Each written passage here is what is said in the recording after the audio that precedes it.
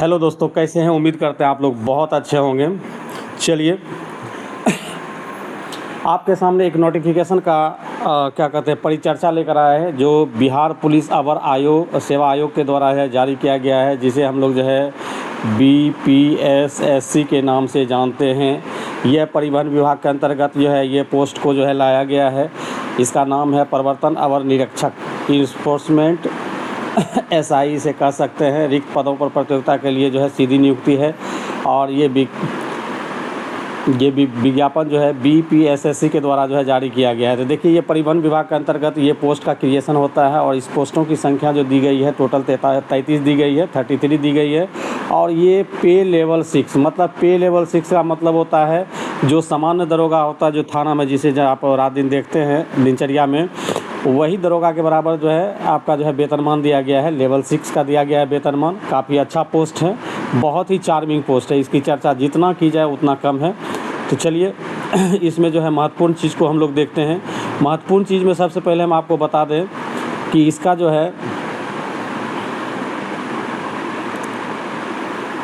इस पोस्ट के लिए चयन प्रक्रिया का जो कार्यक्रम किया जाएगा वो जो है BSSC के द्वारा किया जाएगा। BSSC जो है आवेदन के लिए पात्रता का जो कंडीशन रखा गया है कि वैसे व्यक्ति इस फॉर्म को भर सकते हैं जो भारत का नागरिक हो।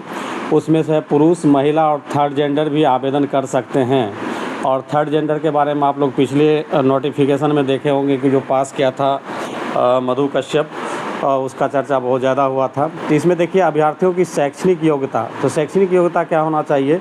मान्यता प्राप्त विश्वविद्यालय से आपका जो है ग्रेजुएशन होना चाहिए। इसके समक्ष का कोई भी डिग्री आपको चल सकता है, ठीक है। और उम्र की गणना जो है, उम्र की गणना खास करके जिनके पास ज़्यादा उम्र है उसके लिए तो ज़्यादा टेंशन की बात नहीं है, लेकिन जो लास्ट क्रॉप है तो उसके लिए ये टर्म जो है बहुत मायने रखता है। तो उम्र की सीमा की गणना जो है आपको 1 अगस्त 2025 से की जाएगी। और वैसे अभ्यर्थी जो दिनांक 1/8/2020 को सरकार द्वारा निर्धारित अधिकतम उम्र सीमा धारित करते हो, मतलब जो 1/8/2020 को जो है जितना उसका मैक्सिमम एज होना चाहिए वो पूर्ण गया होगा, तो वे भी उम्र सीमा के आधार पर आवेदन आप कर सकते हैं। क्लियर? चलिए आगे हम लोग चलते हैं। इसमें जो है मतलब मैक्सिमम एज और मिनिमम एज का इसमें कैटेगराइजेशन किया गया है। तो न्यूनतम उम्र जो चाहिए आपको 21 ईयर्स चाहिए। न्यूनतम उम्र कितनी चाहिए? 21 ईयर्स चाहिए। ये UR के लिए बात हो रही है। और मैक्सिमम एज जो चाहिए आपको वो 37 ईयर्स चाहिए। कितना चाहिए? 37 ईयर्स चाहिए। ये आपको हम UR के बारे में बता रहे हैं। UR का ये कंडीशन है। क्लियर? आगे अलग अलग कैटेगरी के लिए देखिए, यहाँ पे लिखा हुआ है BC पिछड़ा वर्ग, मतलब BC अत्यंत पिछड़ा वर्ग EBC के पुरुष और महिला और थर्ड जेंडर अभ्यर्थियों के लिए जो न्यूनतम उम्र आपका 21 वर्ष होना चाहिए, और अधिकतम कितना होना चाहिए? 40 वर्ष होना चाहिए।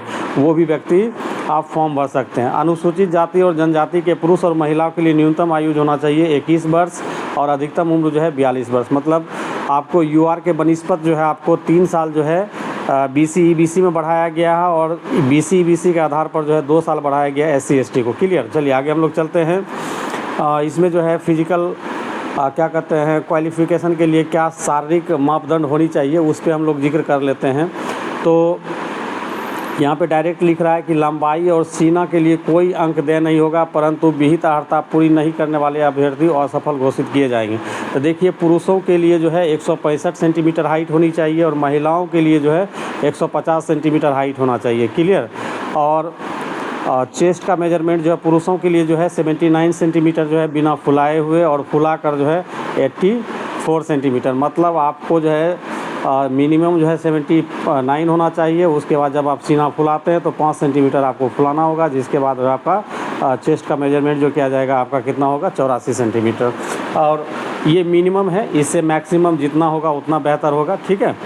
उसके बाद यहाँ कह रहा है कि महिलाओं के लिए सीना की माप नहीं की जाएगी, इसका मतलब चेस्ट मेजरमेंट का इसका नहीं किया जाएगा। और किन्नर, कोथी और हिजरा ट्रांसजेंडर अभ्यर्थी के लिए शारीरिक मापदंड तथा शारीरिक दक्षता परीक्षा का मापदंड पिछड़ा वर्ग अभ्यर्थी के समान होगा। मतलब ये किन्नर, कोथी और हिजरा जो मतलब थर्ड जेंडर में आते हैं, उसका जो मेजरमेंट किया जाएगा वो BC अभ्यर्थी के समान किया जाएगा। जो BC कैंडिडेट के लिए जो दक्षता है, मापदंड है, वही इसके लिए थर्ड जेंडर के लिए किया जाएगा। ठीक है दोस्तों, चलिए आगे हम लोग चलते हैं महत्वपूर्ण चीज़ पे।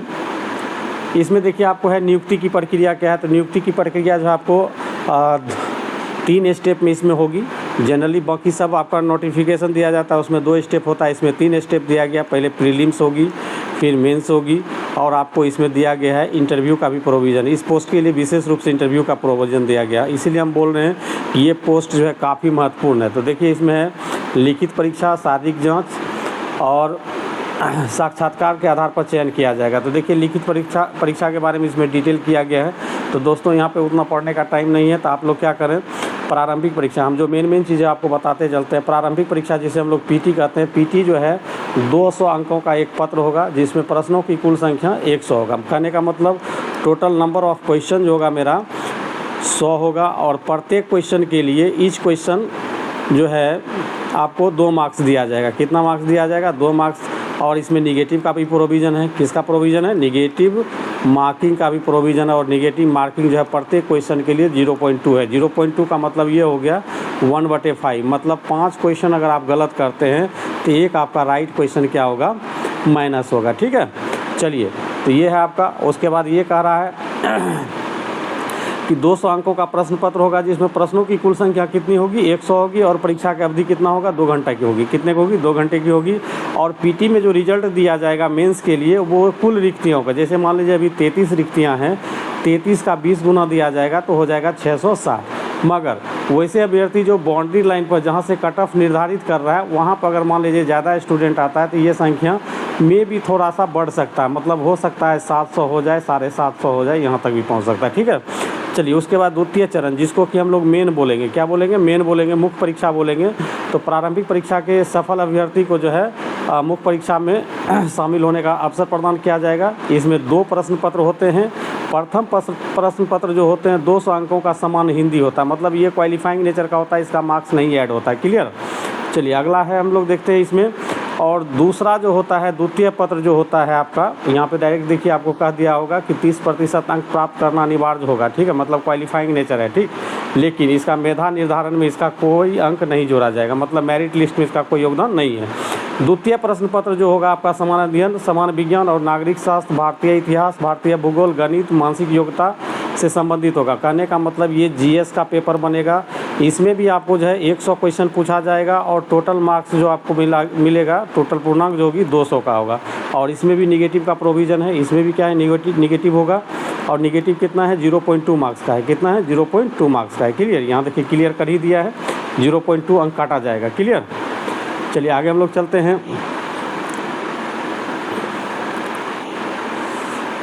अब इसमें देखिए शारीरिक जांच के लिए क्या होगा।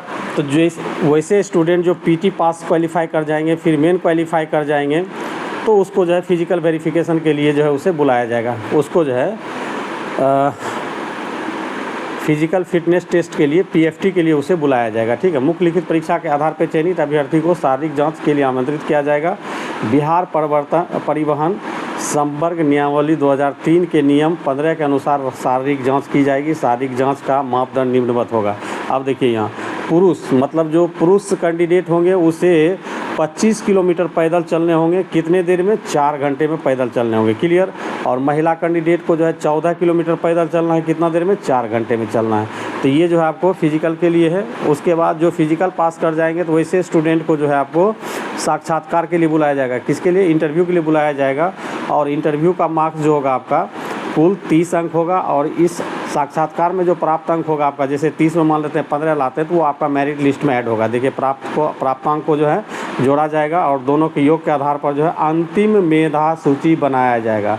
अंतिम मेगा सूची बनाया जाएगा। ठीक है, तो दोस्तों इसमें जो है डिटेल यही है। आप लोग जो है इसे अच्छे से क्या कहते हैं साइट से डाउनलोड कर लें। उसके बाद इसे अच्छे से पढ़ें, पढ़ने के बाद इसको डालें। और मेरे तरफ से बस यही एक बात हम कहेंगे कि ये पोस्ट के बारे में जो व्यक्ति नहीं जानते हैं तो उनको हम बता दें कि ये जो है सिंपली ये कहें कि और सब दरोगा के बनिस्पत इसका जो है काम जो है बड़ा टिपिकल होती है और मज़ेदार होती है। ठीक है, बस आगे हम लोग देख लेते हैं कि इसमें कुछ और विशेष बात हो तो उसको हम लोग देखते हुए आगे बढ़ें। बाकी सब जो है नोटिफिकेशन का जो गाइडलाइन होती है उसको जो है इसमें लिखा गया है, तो आप लोग इसे जो है डाउनलोड करके इसे पढ़ सकते हैं। इसमें विशेष रूप से हम लोग जो है आगे चलते हैं कि फॉर्म भरने का डेट कब से कब तक दिया गया, उसको हम आप लोग को दिखा देते हैं। क्लियर?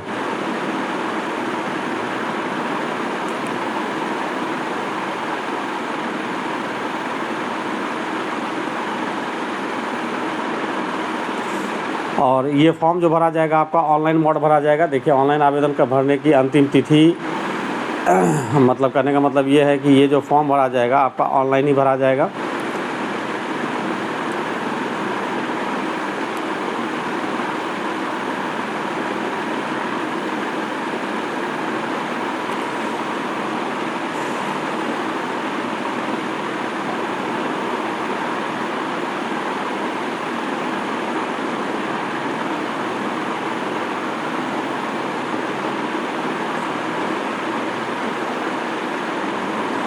तो देखिए यहाँ जो है ऑनलाइन भरने की जो है अंतिम तिथि जो दिया गया है वो आपको 30/6/2025 दिया गया है। ठीक है, तो नोटिफिकेशन जो है नोट आउट हो चुका है।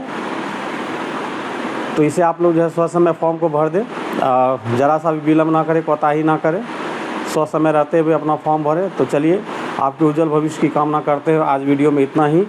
फिर नेक्स्ट ऐसे नोटिफिकेशन वाले वीडियो लेकर आऊँगा। तब तक के लिए धन्यवाद। जय हिंद दोस्तों। आप लोग एकदम मन से तैयारी करें और ये परिवर्तन अवर निरीक्षक बने, मेरी यही कामना है। धन्यवाद।